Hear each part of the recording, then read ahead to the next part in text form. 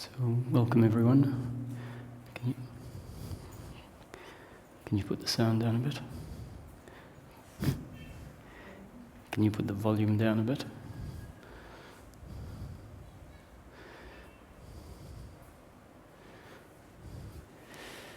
So, over the last couple of days, you would have, a lot of you have been here a few days, and I can speak for a very long time. And sometimes it's good if the satsang is directed by your questions. Most people have an idea of the framework of the teaching, and if you don't have an idea of the framework, then the questions will hopefully give you an idea of the framework. So if anyone has any questions or comments, objections, we'll start that way. Otherwise, I always have something to say. There's a microphone here for anyone who wants to speak. The satsang's being broadcast, so even though I can hear you in the room, just for the sake of the recording, wait for the microphone to come around. If the yellow light isn't on, just hold the button for a second and it will come on.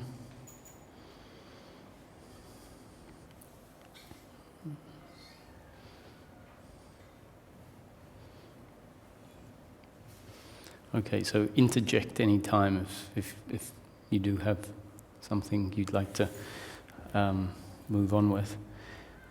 Ramesh, my teacher, who put the concepts forward as a teaching.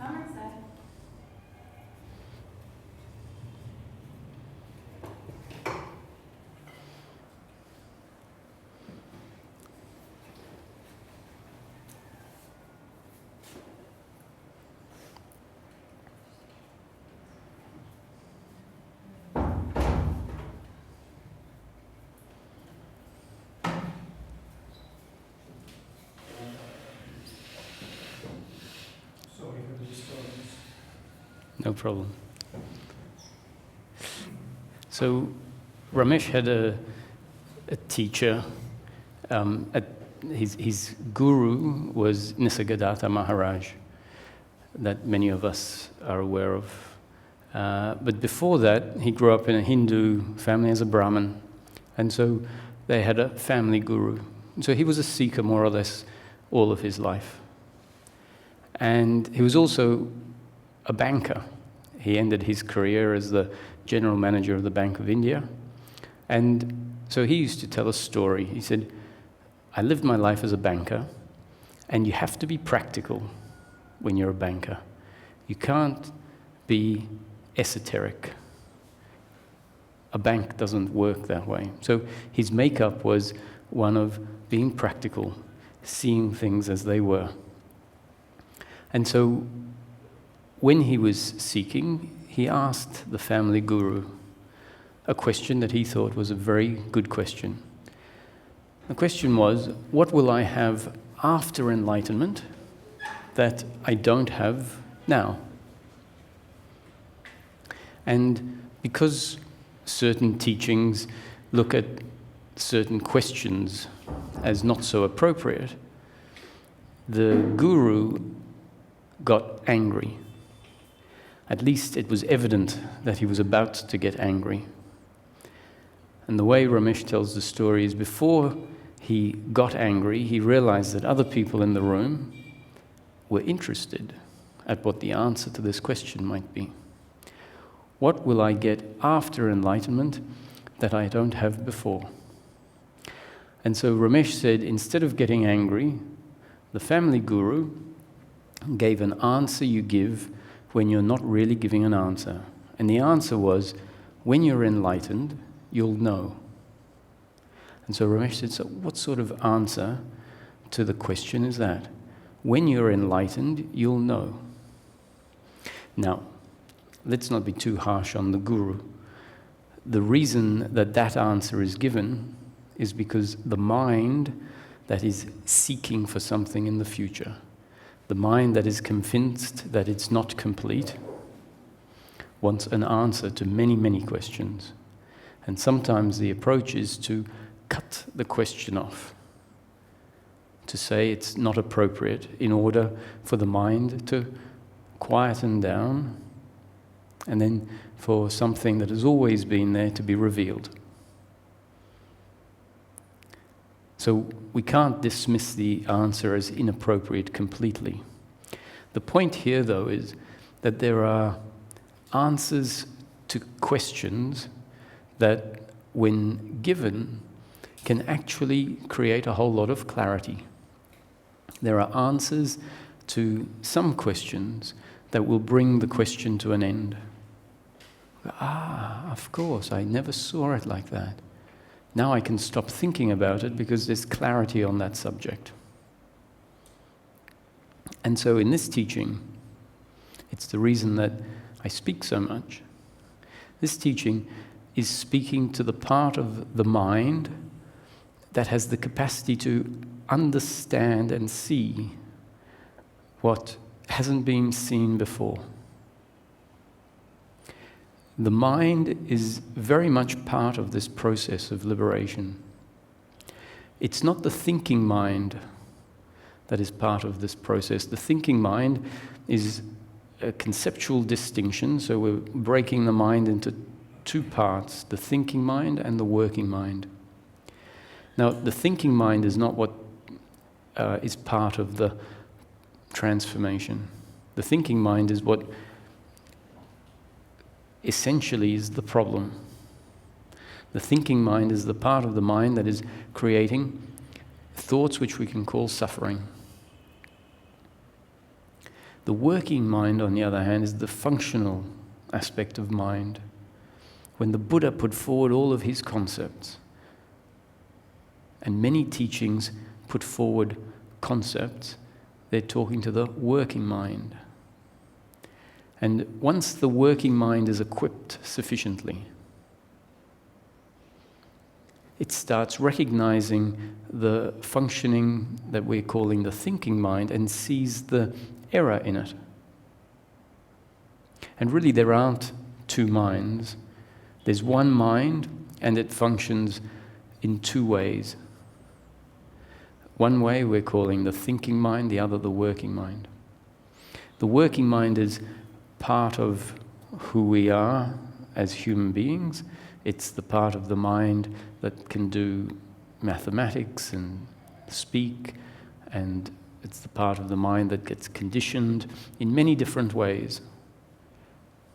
Allows us to drive a car and negotiate daily living. So if we're waiting for the mind per se to be deconditioned, one, we're waiting for something that's not going to happen. And two, thankfully it doesn't happen, because if the mind got completely deconditioned, we would be dysfunctional in life. Not only dysfunctional, but non-functional in life. So this distinction of the thinking mind and the working mind is an example of how the working mind can come to understand what's being explained here. And as we find ourselves moving through life, daily life, doing whatever we need to do, finding that life is sometimes pleasure and sometimes pain. And when life is painful, and even when it's pleasurable, we find that this habit of obsessive thinking, the habit of suffering, kicks off. When the working mind has been equipped efficiently, it'll start to recognize the suffering as suffering. It's not just the working mind that recognizes the suffering, it's the working mind plus the faculty of awareness. And the faculty of awareness is that which is aware of everything in the moment. So I raise my hand, and it's registered ultimately by the faculty of awareness, which is one of the two primary aspects of consciousness. The two primary aspects of consciousness, awareness and the sense of existence. So when the working mind and the thinking mind are not needed, the thinking mind is never needed except to create suffering. This seems to be a story, the life experience is a story that includes a lot of suffering in it. So that's the purpose of the working mind, to fulfill the part of life that is to suffer.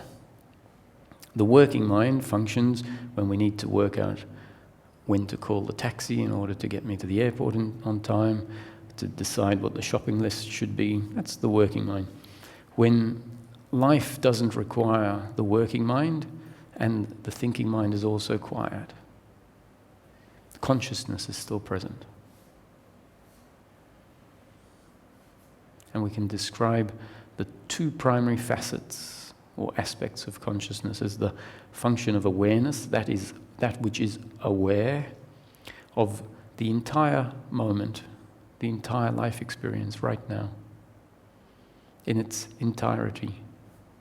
The visual, what we call visual aspects, the sound components, the internal, or we don't need to even say internal, just the feelings, the emotions, the thinking. Sure. It's a short question. Could you clarify a bit more clear to me this division? Because I'm thinking I'm understanding it, and then I'm thinking, well, maybe not. In the beginning I thought thinking mind is what I would call the dreaming mind, speculation and thinking in the future, and feeling mind as well. And the working mind is mathematics, as you say, practical. But now I'm not so sure whether I understand that well, so please. So the thinking mind essentially is an attitude to the flow of life. Yes. So the working mind is part of the flow of life. Okay, so the feeling part is in the thinking mind, that's correct. The feeling part, because feeling is all about attitude, no? Well, you can have a biological feeling. Yeah, okay, but the thought feeling, yeah. Yeah, so if we find that there is an event that happens, that's part of the flow of life. It's not if I cut my hand, then that is, I don't mean that. I mean, your feelings you have emotional feelings, you know? So that is in the thinking mind, yeah? Yes, essentially the emotional feelings that are what we can call guilt and blame and pride, worry and anxiety, expectation and attachment to outcomes. Yeah? So all of that essentially is looking back at the past, and we'll talk a bit more about what the core of the thinking mind is. The core of the thinking mind is based on the belief in personal doership and the belief that my completeness is to be found in outcomes, in pleasure. And so we look back on the past and you say, you know, that situation was terrible and I can't forgive myself for how it turned out. And so that thinking, that looking back on the past, is an attitude to circumstance. And the attitude is one of personal doership. I, as the doer, right, the one that controlled the circumstance, was in control of the circumstance. I should have and I could have acted differently. And I didn't. I can't forgive myself. I can't live with myself for the way I acted. So that's an example of guilt and shame. And it's an attitude to a circumstance, not the circumstance itself. The circumstance had an outcome, and the outcome was either pleasurable or painful. And my attitude to it, my attitude to the outcome, is what gets carried forward in time. So once the event has finished, we end up with this load of guilt and blame from the past. And when we feel into this load of suffering, it's an uncomfortableness with oneself. Like your uneasiness with anger, you told yesterday. Yes, that's right. Yes. A judgment of our anger is this uncomfortableness with the fact that anger happened. The anger itself, when it's just biological anger, it happens, and in theory the event goes on for however long the event goes on, and then the event is finished. And the anger finishes with the event, or it might only take up a small part of the event. The blame and the uncomfortableness with the fact I got angry can go on for years. Okay, so actually dealing with the moment of anger, actually you could just take in the working mind, but the uneasiness and makes it difficult. Yeah? The uneasiness with the anger, not the uneasiness of the anger itself. Yeah. Because anger itself is not pleasurable, it's painful. And the event that creates the anger is painful. So anger itself is going to be not pleasurable, it's going to be painful. To whatever extent it's painful. The attitude to the anger, how I relate to the fact that the other got angry or I got angry, and what I think it means about me and the other, that's the uncomfortableness. Okay, thank you. So just this, going back to the working mind and the thinking mind. So what we just described was the functioning of the thinking mind when we're talking about the blame and the guilt, and that was talking about the past. And the thinking mind also includes looking into the future and having an idea of what the future will look like or needs to look like. And in that imagination of what I think the future needs to look like, there's a presupposition that if it turns out like this, it will deliver happiness to me. It will be my completeness. Not it will be pleasure, but our attitude to the future, the attitude to outcomes is usually much deeper than it will deliver pleasure. We deeply inside believe if it turns out like that, then I'll be complete. And when it doesn't turn out like that, we feel attacked on a level of self, simply because there's a misunderstanding in the thinking mind, which is based on some beliefs that we're talking about. So going back to the story of Ramesh and his guru,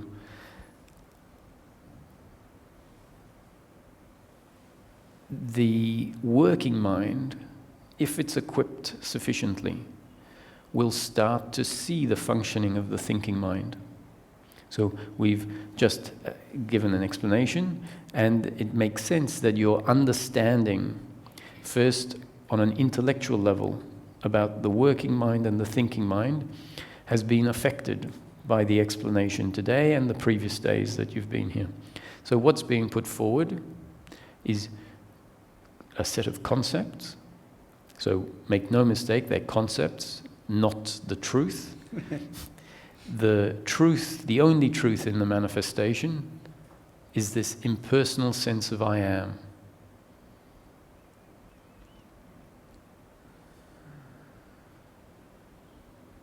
Which is consciousness that functions through each of us. And so at any moment, if the body-mind organism has become appropriately shaped,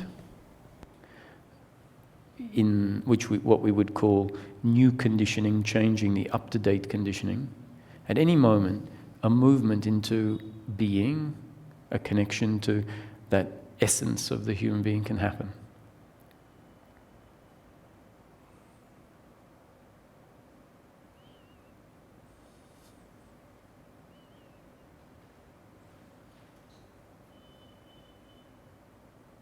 Because it's always here.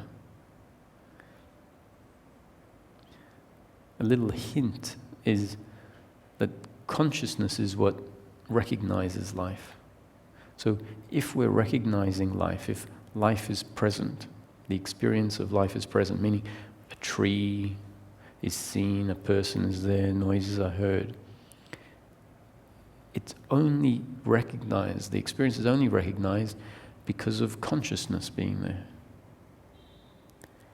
And this consciousness is there prior to thinking, so when the thinking stops, here we are. The core of us is always here. And it can rest in itself. What I mean by it is the core of who we are, the consciousness that we are, rests in itself. That's what being is, what is meant by being. To just no doing. It doesn't need to go out and achieve anything. It just drops back and it realizes, I am. It really isn't a thought I am, it's a feeling prior to any thinking.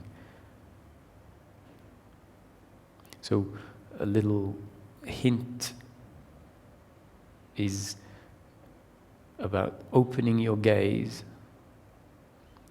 to allow the whole moment to be recognized. So the field of awareness is always ready to recognize the complete moment.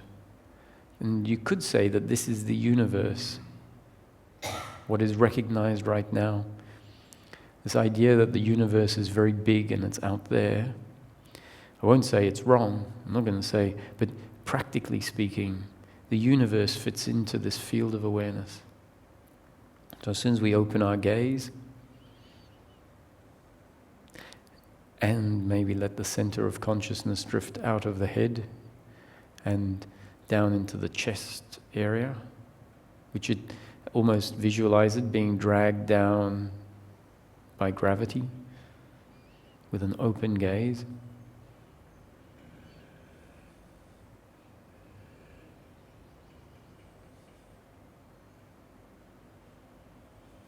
Allowing everything to be as it is.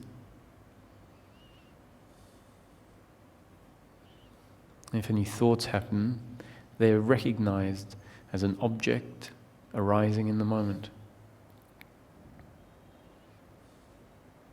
And the body, just like the other bodies, might be witnessed in this soft open gaze with the center of consciousness resting in the heart. We might actually see the body, which we so often refer to as my body, as an object in the vista, in the experience. The whole experience includes the body in it, as opposed to maybe the insistence that the body is the subject and everything else is an object. We might find that the subject is a little less solid than we might have thought.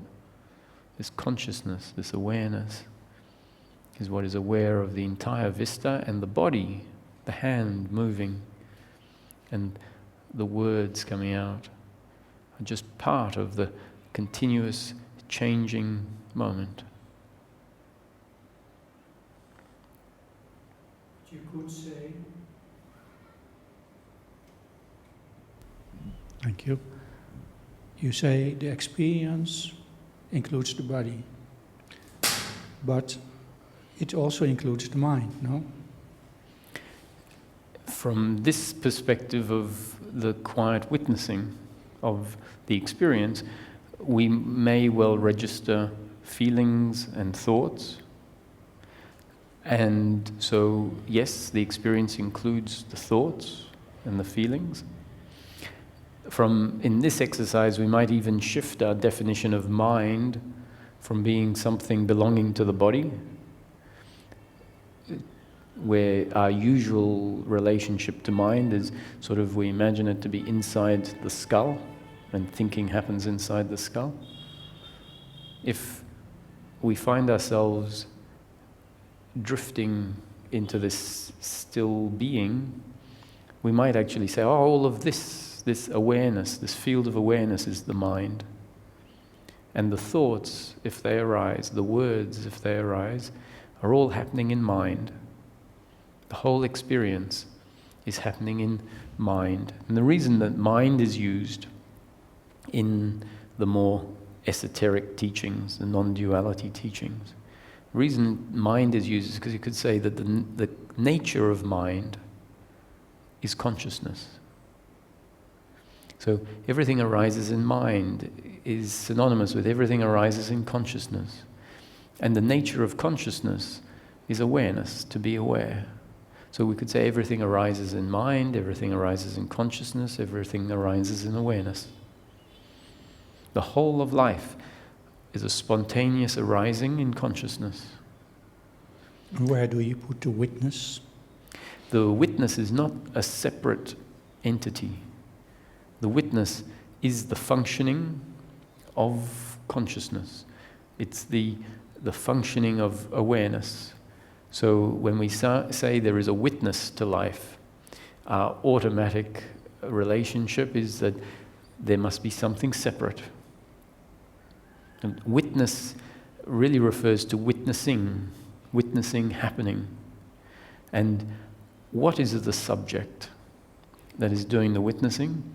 And from the perspective that we've now started talking from, the witnessing is happening from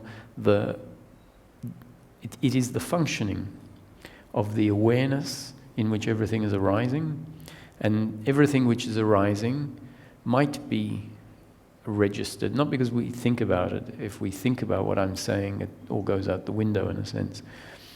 The awareness, it might be seen that the objects are not separate from the awareness that is witnessing them. So witnessing refers to a happening that doesn't include a separate subject and object. So, and I'm sure you have some idea of what I'm talking about. The best analogy is to use a night dream that spontaneously arises in, let's say, the mind of the dreamer. And the whole dream, which might be a dream of ocean and beach and birds and dolphins and sun, people on the beach, and the protagonist, the main character in the dream. The whole thing spontaneously arises as an experience in mind. And it is the mind in which the experience arises that is aware of the experience. So a night dream, I'm calling an experience. The night dream spontaneously arises. First there was nothing, mind at rest, sleeping, deep sleep we could say. And out of that, bang, a creation of mind, a creation in consciousness. And that which is aware of the creation is the consciousness in which it arises. And nothing is separate from the consciousness. It's all made of imagination, of mind stuff, of consciousness. And the characters in the creation might well feel like they are separate individual entities in an objective reality, because the dream is designed, if they feel that, the dream is designed to be experienced that way. And the character might believe all of their thoughts and all of their words and actions to be their doing as a separate independent doer. But from outside, as we look at a dream, in this case the example, we see the character is not separate from the entire manifestation. And even though it believes and it feels that it is the doer of whatever happens next through that particular character, it's an error, not an error that the character is making, but an error that is inserted into the dream. And so from one perspective we say it's not an error, it's meant to be there in order for the dream to be experienced a particular way. But from the perspective of the character seeing the experience accurately, we can see that this belief in personal doership that the dream character has is not that accurate. Okay, nice. So the analogy would be that this is a dream too, and we can also wake up from this dream. The best that could happen is that we would wake up to the fact it is a dream. And even that is not that confirmable in the end. What can become clear is that there is a consciousness that recognizes everything in this moment, and that which it recognizes has to be within its field. As soon as something is outside of the field of consciousness, it's not going to be able to be recognized. So if an object was moved outside the field of consciousness, the field of awareness, it would cease to exist within the experience. Now, the other question is, does it exist objectively? Just because it's gone outside of the awareness, which means it's not in this experience, does it still exist? Is there an objective reality outside of our awareness. You know? Teachings will say, at some points, depending, I will say that everything exists only within the field of awareness. And the idea that there is anything outside of that is simply an imagination, a thought in this moment. So a memory that we had breakfast at a particular restaurant, and that restaurant is out there. Who knows if... Yeah, but it is quite amazing that seems to be the reality then, mostly. Huh? Yeah, so if we look at this as an experience, it's an experience designed to create the impression of time and space, designed to create the impression that life is an objective reality, unfolding according to rules of cause and effect. And that's definitely what it appears like when it's investigated. We can't conclude that that's absolutely true, because if this is a dream, if it is a simulation, this is exactly what it would feel like. And if it was an objective reality, this is what it would feel like. A very tricky subject, no? It is. Let's use the microphone. This isn't necessarily the normal approach of the satsang, but it's valuable. So we'll mix it up a little bit. Because you mentioned the objectivity of things, you know. So the question is, if there's a sound and nobody is hearing it, does the sound exist? Mm-hmm. And it's easy to say it doesn't exist, but who knows? So this is one of my favorite, especially in the awakening process. It was one of my favorite Zen koans. If the tree falls in the forest and there is no one there to hear it, does it make a sound? So the reason that koan exists is for the mind to ponder over it.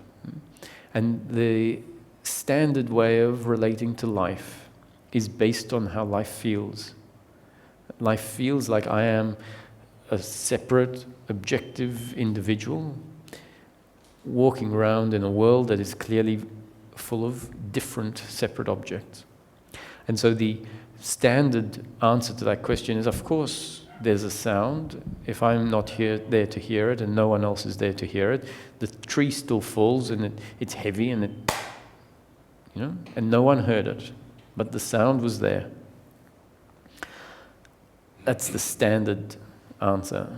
And so if the Zen student said that, he'd get a whack with the stick, maybe, or go back another year in the forest and come back in a year's time. I don't know, to ponder over your ignorance.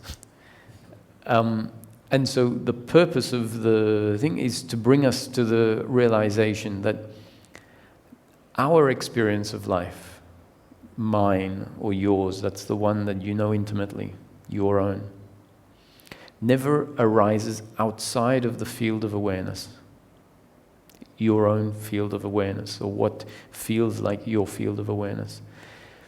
You only ever experience life now, and life is only ever as big as what is in your field of awareness. What it's pointing at is that if you take an object outside of the field of awareness, in practice it doesn't exist. In our own experience, let's say, in that moment it doesn't exist. So we can play around with moving our head. And so persons, new people, but no old people. And someone would say, yeah, but just turn your head. Okay, so now this is my experience. This. And those objects. And now this is my experience. It's a different experience. And so if we're really present with what is, instead of what the mind says reality is, we start to see in practice the experience only includes what's inside the field of awareness. Now, I'm not advocating that this is how life is and let's stick to that side of the coin. What the teachings are doing are trying to loosen up our beliefs, essentially, of what life is. And if we go beyond the essay, if we come to see that actually life could well be a dream, then a very important factor starts to become challenged, and that is our belief in personal doership. Right?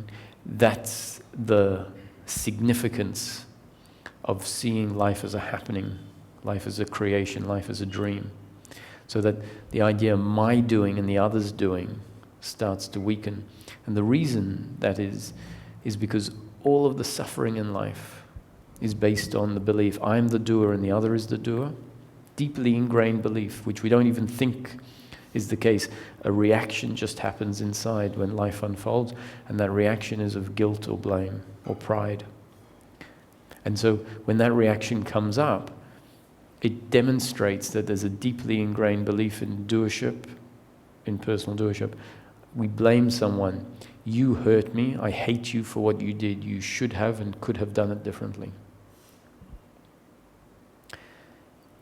And the other aspect is my completeness.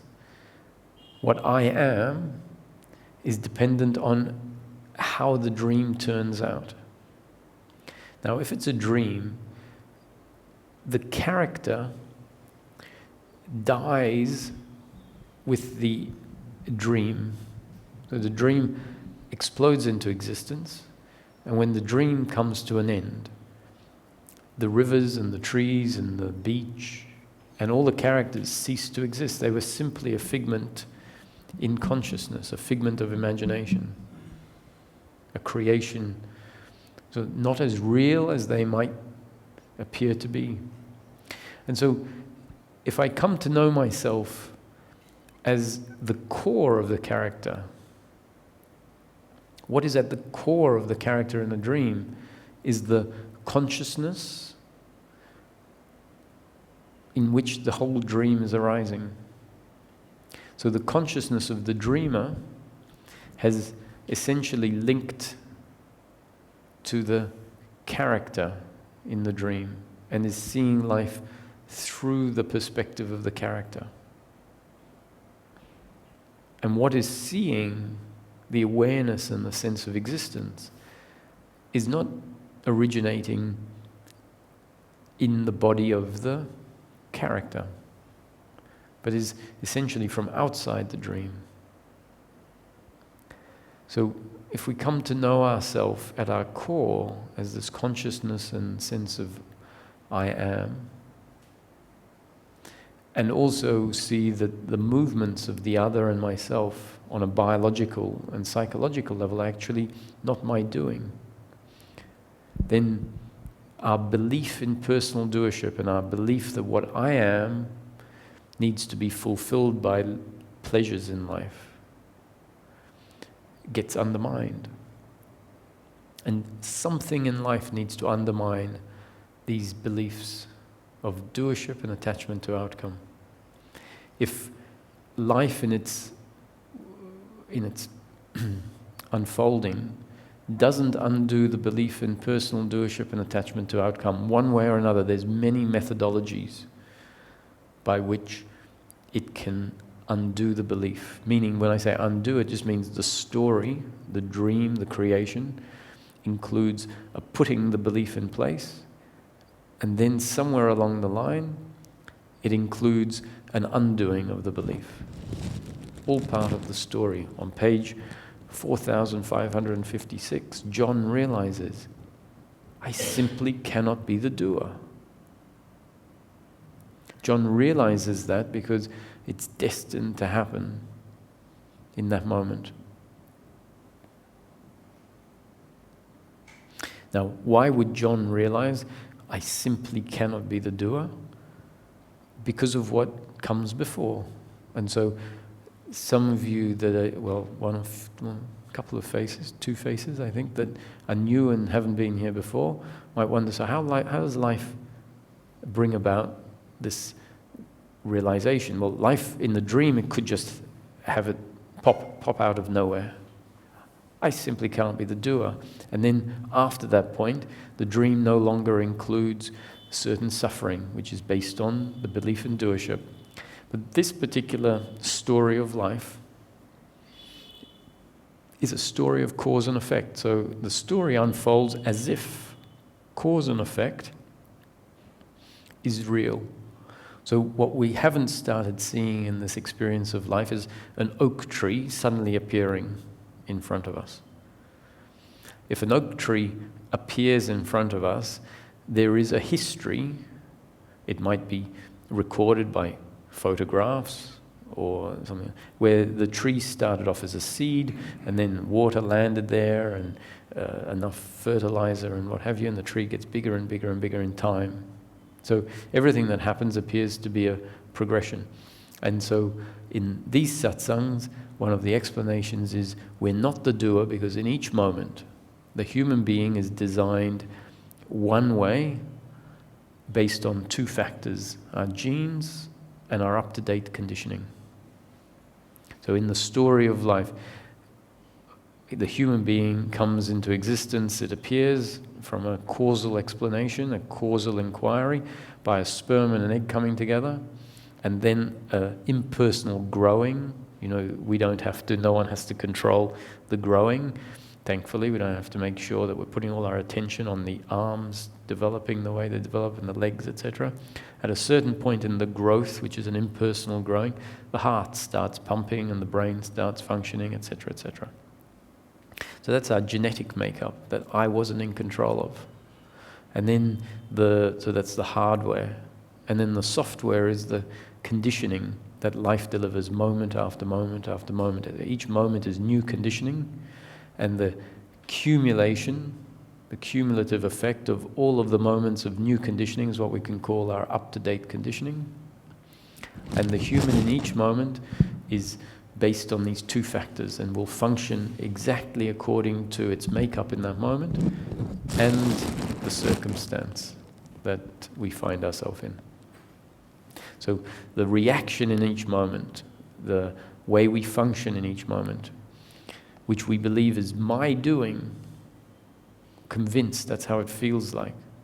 Feels, I choose to move my hand to the right and to the left. What might start to become apparent, if the working mind starts to be equipped with the right concept, a thinking happens because of the new conditioning, an observation of life. It's not a really complicated concept. We don't need to become experts in DNA science. We just need to understand the principles of the fact that my genes are something I didn't control, and how life impacted me moment after, which family I was born into, which country I was born into, what political and religious and social standards were in place, what school I went to, which friends I made, what church or temple I went to. All of those, what events happened, traumatic or positive, all new conditioning and results in a human being one way in each moment. And then the circumstance is one way, not that I control it. And I see something, I hear something, I smell something, taste something, touch something. Not in my control what I see next, not in your control what you hear next. And as a result of seeing, hearing, etc., a reaction happens inside this body, creates a thought, can get us to say, can I ask a question? A question is formed. All of that because